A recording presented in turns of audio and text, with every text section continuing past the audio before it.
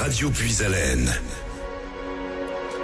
Vous nous écoutez sur nos 3 fréquences dans les Hauts-de-France, le 92.5 à Compiègne, le 99.1 à Soissons et le 100.9 à Noyon. Également notre streaming internet où vous nous écoutez partout en France et dans le monde avec le www.radiopuisalène.fr. Bienvenue dans ce rendez-vous des associations ce vendredi après-midi. C'est Nicolas qui vous accompagne. Aujourd'hui, nous quittons Carlepont et nous allons direction Saint-Quentin. Saint-Quentin où on nous écoute, alors peut-être par la fréquence de Noyon, par le 100.9 ou par le streaming internet avec le www.radiopuisalène.fr. Et aujourd'hui, on va parler du Lions Club de Saint-Quentin qui vous propose un événement. Ce sera demain et dimanche, c'est le salon du vin et gastronomie, mais on va en parler tout au long de cette émission. On va parler également plus précisément des actions du Lions Club. Pour en parler avec moi aujourd'hui, j'accueille dans les studios de Radio Puisalène Madame Ange-Marie Cazé. Bonjour. Bonjour monsieur. Bonjour. Et donc Ange-Marie, vous êtes la chef du protocole du gouverneur du district Centre-Nord au niveau du Lions Club. Oui, district 103 Nord. D'accord. Donc qui couvre le Nord, l'Aisne, la Somme, l'Oise et 102 clubs. D'accord. Et donc, on est ravis de vous accueillir aujourd'hui dans les studios de Radio Puisalène à Carlepont, donc pour parler du Lions Club, et on va parler également donc de ce salon du vin et gastronomie qui aura lieu demain et dimanche. Tout d'abord, la première question, on va le rappeler quand même à nos auditeurs puisqu'on a l'habitude d'accueillir le Lions Club, puisqu'on a déjà reçu bon nombre de Lions Club. Je pense au Lions Club de Noyon ou au Lions Club de Compiègne, mais on va quand même rappeler. Qu'est-ce que le Lions Club ? Donc, avant tout, je souhaite vous remercier de nous accueillir. Le Lions Club fête ses 100 ans, puisque Melville Jones, il y a 100 ans, créé le Lions Club, avec une devise qui est « We serve », c'est-à-dire « nous servons », devise qui est un petit peu modifiée, puisqu'aujourd'hui, nous disons « là où il y a un besoin, il y a un lion ». Donc, le Lions Club, sur le plan France, est divisé en districts et chaque district comporte donc un nombre de clubs avec un gouverneur par district. Cette année, le gouverneur est Jean-Luc Robert qui est du club de Wattignies. Ensuite, au niveau de chaque club, il y a un président pour une année. Nous changeons régulièrement tous les ans de président. D'accord. C'est ça qu'il faut préciser quand même à nos auditeurs, c'est que il n'y a pas un président qui est implanté pour plusieurs années. Pas du tout. Au Lions Club, c'est prévu dans les statuts à mon avis. C'est prévu dans les statuts. Par contre, il y a possibilité dans des clubs qu'un président puisse se représenter, mais il faut que ça soit accepté. Mais en principe, le président change tous les ans. D'accord. Et même si par exemple il y a un président qui redevient président, il y a toujours cette année de séparation. Il y a toujours une année de séparation. Ou pas forcément? Pas obligatoirement, tout dépend le club, tout dépend les circonstances aussi, et comment les membres du club valident cette présidence. D'accord. Ça dépend du fonctionnement de chaque Lions Club en fait. Oui, on a quand même un statut qui dit que chaque club change de président et de bureau pratiquement tous les ans. Alors, pour ce qui est du trésorier ou du secrétaire, dans certains clubs, parce que il y a peu de membres ou parce que les membres sont vieillissants ou pour des raisons X, le trésorier peut reprendre sa fonction une autre année, le secrétaire, mais les statuts, c'est un changement et une constitution de bureau tous les ans, voté en assemblée générale.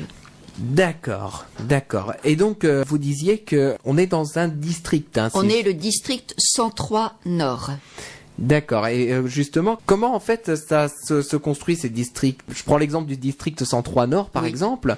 Comment il a été construit ? Ça a été construit dès le départ, dès la création du Lions, ou il y a eu des modifications entre Français, non, ça a été construit. Je pense qu'à l'époque, c'était un petit peu sur le plan régional. Donc là, bien sûr, si on regarde, le 103 Nord correspond pratiquement aujourd'hui au Hauts-de-France. On est en phase avec les évolutions. C'est vrai que dans certains cas, le découpage ne correspond pas forcément au découpage des régions.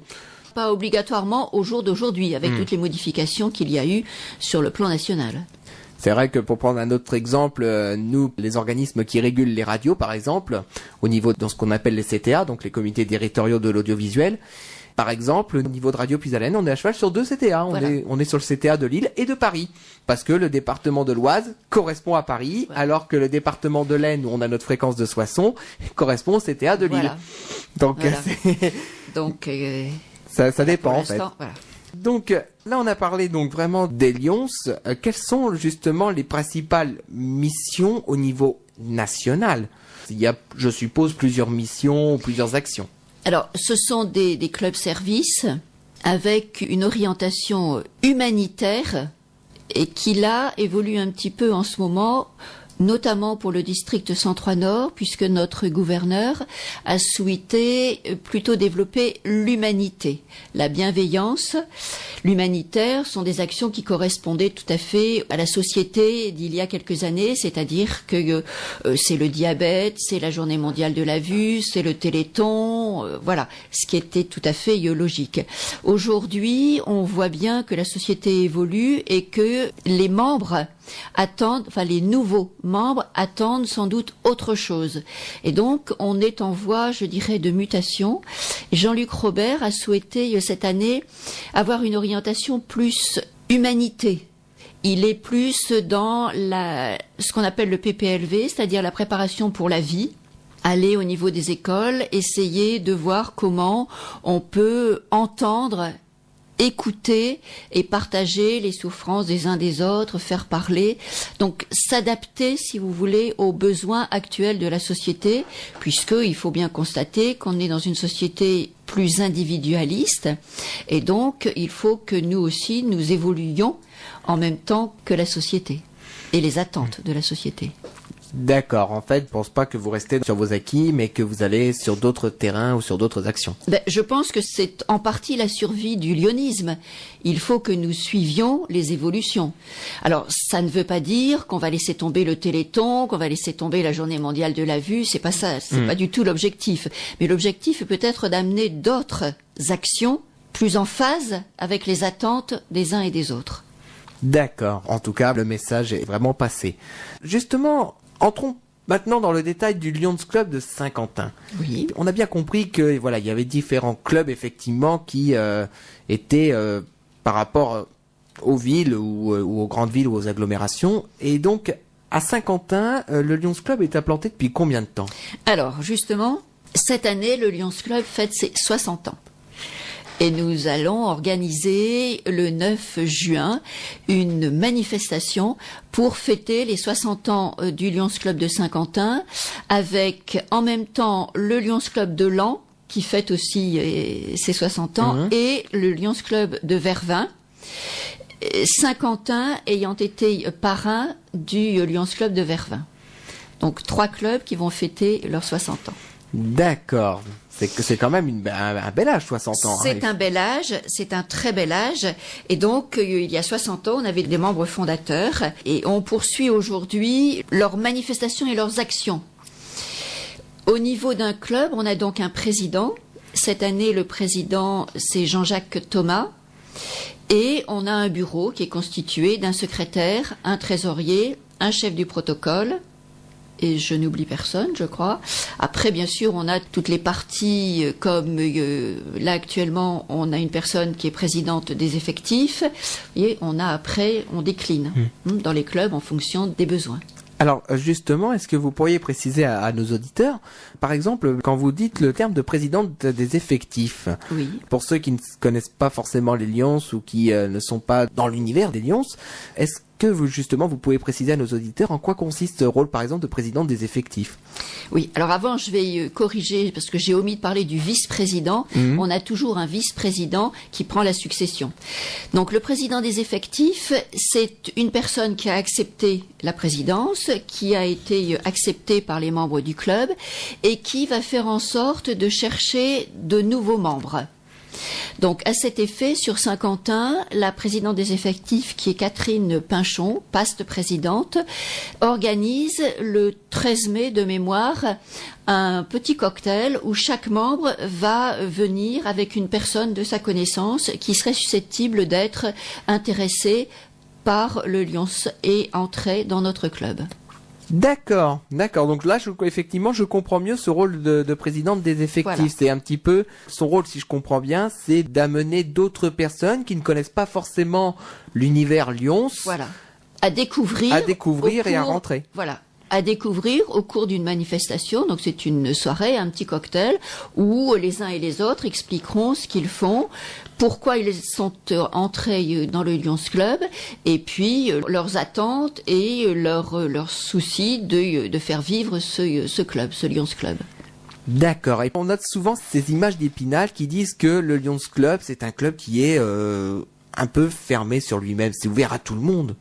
Alors, je crois que vous touchez là un point un petit peu délicat. Il est vrai que nous faisons le constat que le Lions Club a encore cette image de clan un peu bourgeois qui n'est pas ouvert à tout un chacun. Et c'est faux. Donc c'est bien ouvert à tout le monde. C'est ouvert à tout le monde. Mais il faut savoir quand même que pour être intégré dans un club, il faut que la majorité des membres du club acceptent ce nouveau membre. On n'ouvre pas comme ça. Il faut qu'il y ait un minimum de valeurs et qui correspondent aux attentes des membres du club. Mais c'est ouvert à tout le monde. Et je crois qu'aujourd'hui, on fait le constat sur le plan national que nous avons besoin de faire connaître ce qu'est le Lions. Nous ouvrir plus peut-être que ce qui a été fait jusqu'à maintenant. D'accord, et ben voilà. Dans ce rendez-vous des associations, on vous donne l'occasion de parler du Lions Club. Ça donne l'occasion de se présenter et de dire que voilà, le Lions Club, c'est pas forcément un club qui est refermé, c'est un club qui est ouvert à tout le monde. Absolument. Et je vous remercie d'ailleurs de nous donner la possibilité justement de nous exprimer, parce que on a vraiment ce souhait d'être entendu comme un club ouvert qui accepte les uns et les autres. Alors bien sûr, après, comme tout club, comme toute association, il y a des règles qui sont à respecter, mais il y a une tolérance et on accepte les discussions des uns et des autres, les idées des uns et des autres, et on les partage. Évidemment, c'est vrai que voilà, dans chaque association, effectivement, il y a des règles. Ça, c'est logique, hein. Il y a des statuts, il y a un règlement intérieur, c'est normal. S'il n'y avait pas un minimum de règles ou un minimum au niveau des statuts, c'est vrai que ça pourrait devenir facilement l'anarchie. Voilà, ça deviendrait très vite, et c'est pas l'objectif, puisque l'objectif, il faut quand même être très clair, c'est avant tout d'organiser des manifestations pour acquérir des fonds, et on en reparlera ensuite, et aussi pour participer à toutes les actions nationales. Donc c'est un investissement, c'est vraiment une approche, on va dire, une ouverture sur la société. Eh ben justement, les actions et les manifestations, on va en parler dans cette émission. Alors, est-ce qu'il y a encore des choses à dire justement sur ce Lions Club de Saint-Quentin, puisque on disait que le Lions Club a quand même 60 ans cette année, en tout cas pour Saint-Quentin. Le Lions Club a 60 ans cette année. Alors, toutes les actions dont on a parlé tout à l'heure, qui sont des actions nationales, sont suivies par le club, à savoir les Journées mondiales de la vue, le diabète, le téléthon. Ça, c'est régulier et c'est suivi sans problème aucun. Il faut savoir que avant le Salon du vin, il y avait un salon des antiquaires, et le Salon du vin existe depuis maintenant 12 ans. À l'initiative de Pierre Braconnier, qui est donc un membre de longue date du club de Saint-Quentin et qui s'est lancé il y a 12 ans sur ce salon du vin. Il l'a tenu pendant 10 ans et là, pour des problèmes de santé, il a été repris par Huberlotte qui le gère avec maestria, puisque c'est un investissement total, c'est un lourd travail que d'organiser ce salon du vin qui évolue d'année en année. Et ce salon a pour objectif de récolter des fonds, et ces fonds sont redistribués à diverses associations, mais je pense qu'on en parlera peut-être après. Effectivement, on en reparlera un petit peu plus tard dans cette émission. Alors il faut quand même bien préciser une chose, c'est que il faut faire une distinction entre ce que vous appelez les actions et les manifestations. Donc les actions, c'est au niveau national. Elles ont une connotation nationale. Et les manifestations sont tout ce que l'on peut organiser au niveau d'un club pour récolter des fonds afin de les redistribuer à d'autres associations ou dans des domaines particuliers. D'accord. Alors justement, parlons des actions nationales, vous l'avez déjà évoqué un petit peu. Quelles sont les actions nationales qui sont suivies justement par le Lions Club de Saint-Quentin? Alors, le Téléthon, ça le Téléthon depuis de nombreuses années. Les membres qui sont des membres qui ont une vingtaine d'années connaissent bien et sont très très investis dans cette action. Pour ce qui est de la Journée mondiale de la vue, on a repris cette action il y a 2 ans. Avec beaucoup de succès, puisque là c'est un membre, Philippe Duforest, qui la gérait. Et pour une première, l'année dernière, on a eu quand même 59 visites. Ah oui, c'est quand même très bien, effectivement. C'est quand même très bien et ça permet, dans un premier temps, de faire un constat de problèmes particuliers au niveau de la vision et ça nous permet d'orienter les personnes vers les médecins, les ophtalmos. Et c'est vrai que pour rebondir sur ce que vous dites par rapport à la journée de la vue, on en avait parlé parce que le docteur Vauduit, qu'on connaît très bien ici à Radio Puisalène et qui fait partie du Lions Club de Noyon, était venu dans les studios de Radio Puisalène dans le cadre du rendez-vous des associations nous parler effectivement de ces journées de la vue. C'était en octobre dernier. Absolument. Alors l'émission c'était le 13 octobre, mais je crois que la journée mondiale était le 14 octobre, il me semble. C'est ça. Et le docteur Vauduit était venu ici dans les studios de Radio Puisalène le 13 octobre dernier pour nous en parler de la journée de la vue, puisque le Lions Club de Noyon faisait également cette action. Et ils avaient accueilli, j'avais vu les chiffres je crois dans la presse, il me semble qu'ils avaient eu à peu près 60 visites, si je me souviens bien du chiffre. Oui, donc c'est vrai que c'était une réussite. Cette année, ça a été repris avec une équivalence au niveau personnes qui sont passées. Et donc, je pense que c'est une action que nous allons maintenir. Le Téléthon se fait d'année en année. Là, il n'y a aucun problème. C'est vrai que pour le Téléthon, on le dit, on le répétera jamais assez, parce qu'il faut savoir que quand vous appelez sur le 3637, sur le numéro du Téléthon, c'est des membres du Lions. Absolument. Qui répondent à tous les appels du 3637, donc il faut quand même le rappeler. Alors, ce ne sont pas que des membres du Lions, mais les clubs services Lions sont au téléphone et prennent les appels. Donc ça, c'est vraiment une participation importante. Nous participons également sur Saint-Quentin à la banque alimentaire. Donc là, c'est pareil, c'est fait depuis de nombreuses années. Et je crois qu'en termes d'action, voilà, le diabète, je vous ai dit, donc là, on recense. Alors, on essaie aussi de ne pas trop s'éparpiller, parce qu'après, les investissements sont importants, et donc, il faut savoir aussi à un moment bien serrer ce que l'on veut faire pour bien le faire. Oui, c'est vrai que voilà, il y a quand même beaucoup d'actions, mais après, il faut aussi les personnes qui sont derrière, c'est-à-dire les bénévoles, parce que le Lions Club, ce sont avant tout des bénévoles. Donc c'est-à-dire que ce sont des personnes qui prennent du temps sur leur temps libre. Donc il faut bien le préciser, encore une fois, on insiste très largement là-dessus. Voilà.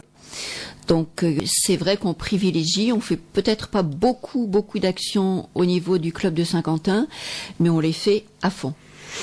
Et vraiment pour nous, la manifestation pour le coup qui est la plus importante, c'est le Salon du Vin, où là il y a un investissement très fort de tous les membres et de leurs conjoints. D'accord, parce que c'est vrai que quand on parle de l'évolution des manifestations, donc vous parliez tout à l'heure qu'avant il y avait le salon des antiquaires, oui, et que donc maintenant c'est le salon des vins qui a repris le relais, si je comprends bien. Il y a 12 ans. Et donc ce salon des vins, c'est pareil, évolue d'année en année.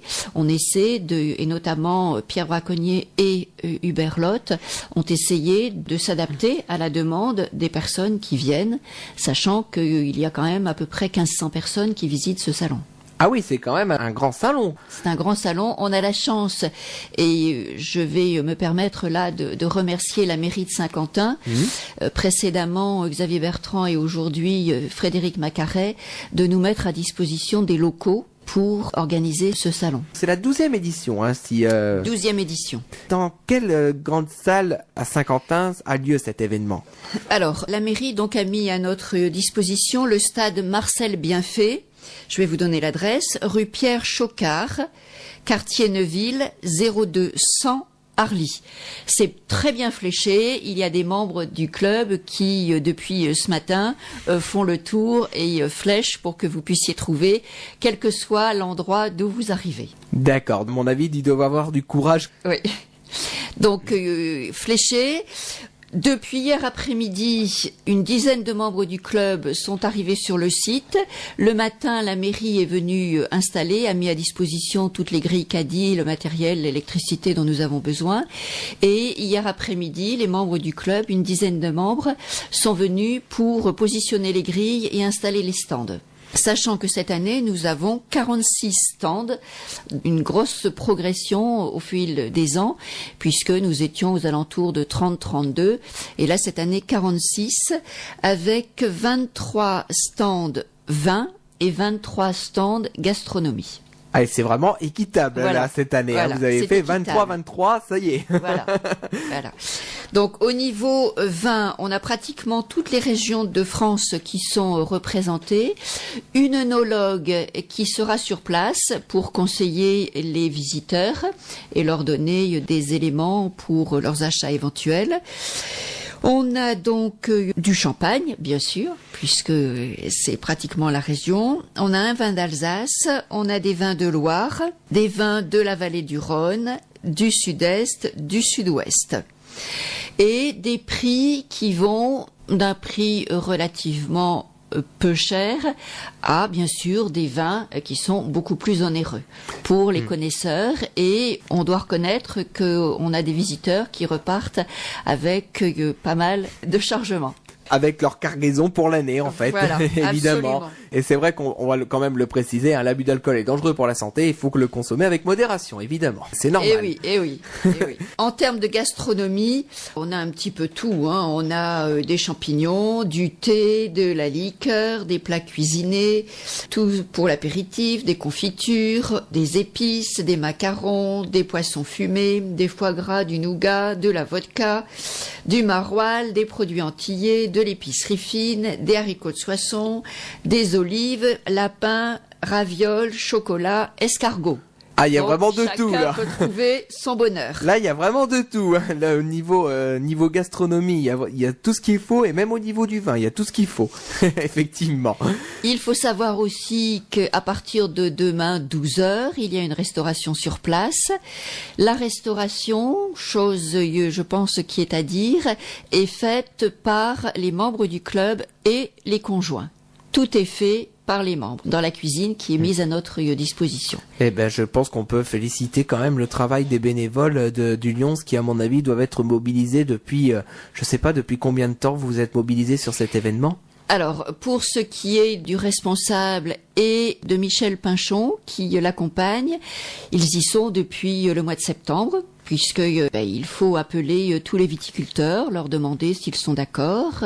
Ils ont visité aussi plusieurs salons du vin pour justement essayer de trouver des viticulteurs. Ils ont vu aussi pour la gastronomie. Et au niveau restauration, c'est Catherine Pinchon, la paste présidente, qui la prend en charge et qui travaille depuis aussi à peu près septembre-octobre pour voir un petit peu comment elles vont s'organiser. Sachant que cette année, il y a une nouveauté, il y aura des crêpes et je crois des gaufres, mais des crêpes sûres. Ça, c'est une nouveauté. Donc là, c'est vrai qu'on peut féliciter vraiment le travail vraiment exceptionnel de tous les membres qui se mobilisent sur cet événement depuis maintenant 6 mois, Oui. disons-le. Ça fait 6 mois que ce salon se prépare. Et on peut vraiment les féliciter parce que on sait. C'est un lourd investissement. On sait ce que c'est de faire des grands événements comme ce salon du vin et de la gastronomie. Alors justement, ce salon du vin et de la gastronomie, il y a quand même un droit d'entrée, il faut bien le préciser. Alors, il y a un droit d'entrée qui est de 3 € et vous avez pour 3 € votre droit d'entrée et un verre qui est gravé avec le Lyons Club. Pour les personnes qui ont des invitations gratuites, puisque on a quelques invitations gratuites, le verre sera de 2 €. Là, on va parler également de la distribution des fonds. Est-ce que c'est comme dans la plupart des manifestations, c'est-à-dire que dès que la première personne entre dans votre salon, c'est reversé directement aux associations ou... Alors, c'est un petit peu plus complexe. D'accord. Il y a effectivement tout ce qu'on va récolter et bien sûr, il faut déduire tout ce que l'on a acheté, parce qu'il faut préparer ce salon. Et il y a donc le droit d'entrée plus la restauration. D'accord ? Et donc, à la fin, l'argent qui a été récolté est redistribué. Il faut savoir qu'un club service, par définition, n'est pas là pour faire de bénéfices. Donc on redistribue et on verra tout à l'heure comment et à qui on redistribue, comment c'est ventilé. D'accord. Et donc après, je suppose aussi que tous les exposants participent aussi en partie justement à la réussite de cet événement et participent au fait que... Le coût du stand est de 300 €. Et donc ces 300 € viennent s'ajouter justement... Viennent abonder... à toutes les entrées qui vont arriver pendant ce week-end, à toute la restauration qui va être faite, aux verres je pense que les verres aussi vont être comptabilisés également dans toute la recette. Voilà. Et donc il faut savoir aussi que pour ce salon, il y a un investissement communication qui a été réalisé. Donc communication avec des affiches que l'on trouve pratiquement partout dans la ville, communication sur les flancs des bus de Saint-Quentin. On a des flyers qui ont été distribués et puis on a la chance cette année d'être sur Radio Puisalène. Et pour nous, ça coûte 0. Pour le rendez-vous des associations, c'est gratuit. Donc, alors, parlons justement de la distribution des fonds. Donc, tout l'argent qui va être récolté ce week-end, c'est-à-dire la recette, donc la restauration, l'entrée, les verres, les exposants qui participent également. Concrètement, à quoi ou à qui, surtout, va être reversé tous les résultats qui va se passer ce week-end à Saint-Quentin? Alors, jusqu'à il y a quelque temps, et c'est pas péjoratif quand je vais dire ça, on s'éparpillait un petit peu. C'est-à-dire qu'on donnait un petit peu à droite, à gauche. Et il y a 3 ans maintenant, sous la présidence de Vincent Van Steenberg, on a décidé de créer un projet de club. Ce projet de club, on l'a validé sur 3 ans. Donc l'année de Vincent Van Steenberg, l'année de Catherine Pinchon et mon année. Et pendant ces 3 ans, on a donné un maximum pour une association qui venait de se créer, qui s'appelle Hop Autisme 02. Et nous leur avons permis d'acheter du matériel, notamment de locomotion, du matériel musical et du matériel informatique, pour que les 8 enfants autistes qui sont dans cette association travaillent sur ces éléments. Donc pendant 3 ans, elles ont utilisé tout ce matériel et elles nous ont dit, on voit les enfants font des progrès. D'accord, mais ces progrès, comment on les mesure? Parce que c'était pas très objectif. Les mamans nous disaient, ah oui, on voit nos enfants vraiment maintenant reconnaissent les couleurs, savent sauter, savent... Bon, comment fait-on? Donc avec un urgentiste du centre hospitalier de Saint-Quentin et un informaticien, ils ont élaboré une grille d'évaluation. L'urgentiste est quelqu'un qui travaille sur les traumas crâniens et qui donc avait une approche des autistes, et l'informaticien, bien sûr, s'est calé.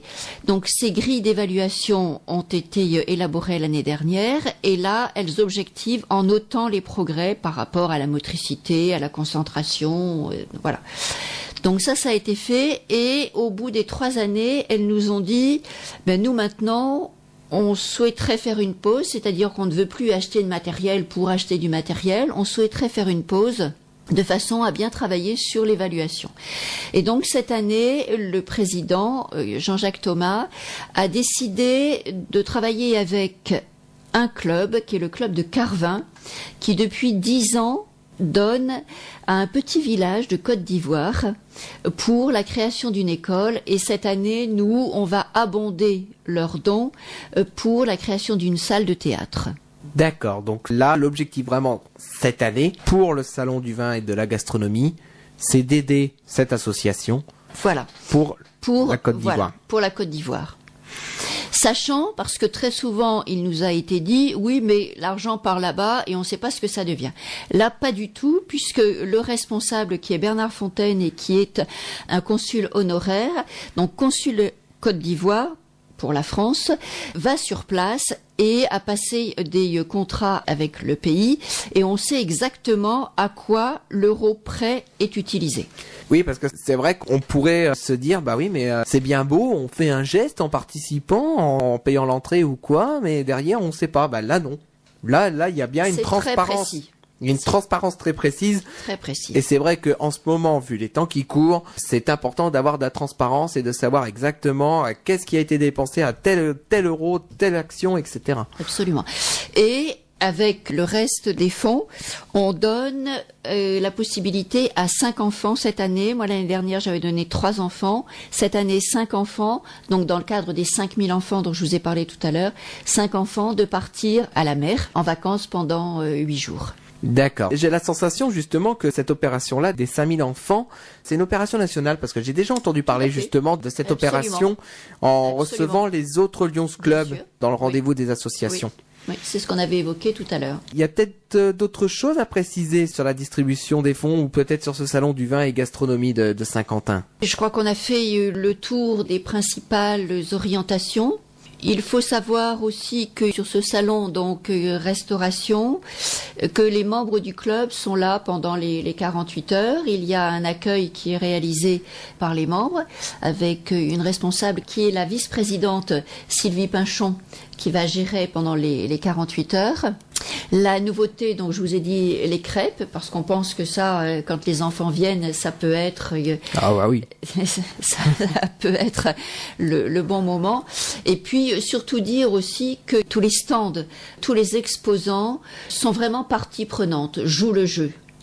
Jouent le jeu pendant ces 48 heures et sont très présents, très très présents. Et ils savent, on leur dit bien sûr à quoi correspond leur venue et en général, et pour une bonne part, ils reviennent d'année en année. C'est le principal, effectivement. C'est vrai que si vous avez les exposants qui sont intéressés et qui après reviennent, c'est quand même très intéressant pour vous, justement. Et cette année, pour ma part, j'ai connaissance de 2-3 personnes qui souhaitaient venir, mais qui s'y sont prises un petit peu trop tard. Et là, on pouvait plus parce que après, il faut aussi qu'on ait la place pour mettre tous les stands. La place pour circuler.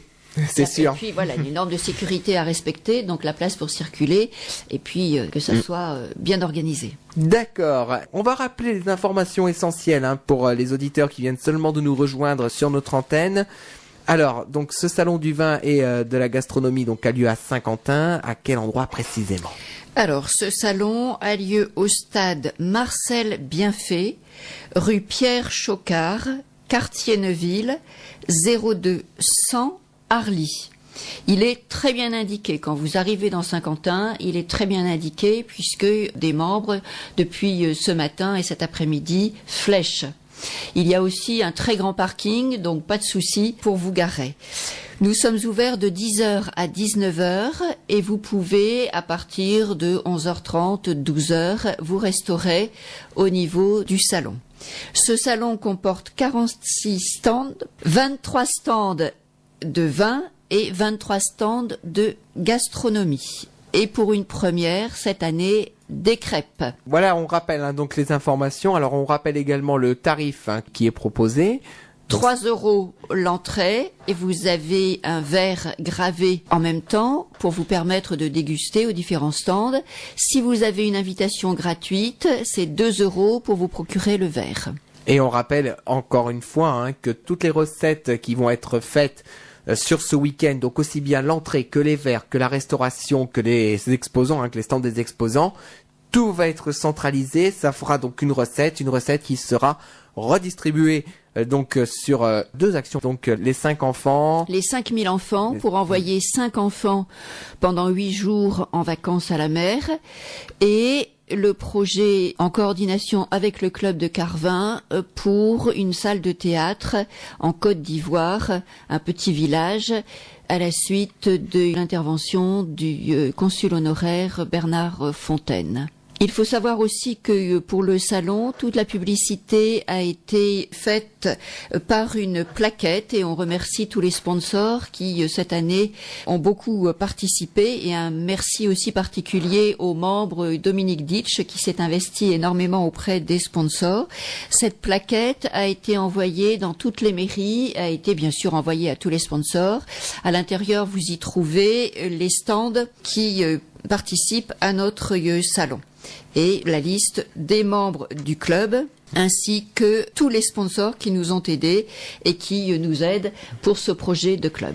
C'est vrai qu'on le dit, on le répète, hein, sans les sponsors, sans les partenaires, c'est vrai que ça serait très difficile justement de mettre en place des événements comme ce salon du vin et de la gastronomie. Eh ben, je pense qu'on a fait le tour des actions, à moins que vous voulez peut-être ajouter quelque chose. Non, je pense que nous avons fait le tour pour ce salon, mais je voudrais simplement vous remercier parce que c'est important qu'on puisse s'exprimer et que ça soit entendu assez largement. Et puis dire que au niveau du club, l'investissement pour ce salon est extrêmement important et assez chronophage, mais très valorisant pour les membres qui se sont investis. Nous vous attendons très nombreux pendant ces 2 jours et puis bienvenue au niveau de ce salon.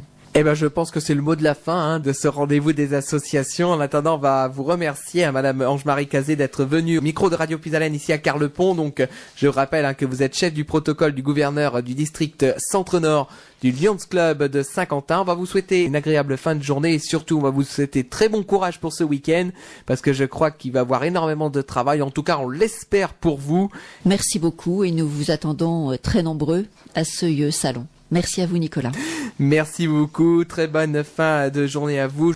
On va se quitter avec La Momalie, donc le collectif mené par Mathieu Chédid, avec un titre qui est de circonstance, puisque le titre s'appelle Solidarité. Très bonne soirée sur l'antenne de Radio Puisalène. Un souffle neuf dans vos oreillers. Ça fait 35 ans que ça dure et je vous retrouve très bientôt pour de nouveaux rendez-vous sur notre antenne. Merci de votre fidélité. Très bon après-midi à tous. Au revoir. Yeah, yeah, yeah, yeah, la. Yeah, yeah, yeah, yeah, la.